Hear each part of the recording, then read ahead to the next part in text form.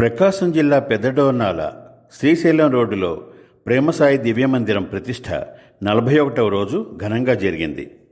విశ్వక్సేన పూజతో ఉదయం 7 గంటల నుండి దాదాపు 5 గంటల పాటు 41 కలశాలతో బాబాకు అభిషేకం, మహాశాంతి హోమం, శివలింగం, నందీశ్వర్ల వాయు ప్రతిష్టకు పుష్పార్చన, హారతి, తీర్థ ప్రసాదాల కార్యక్రమాలు ఘనంగా జరిగాయి.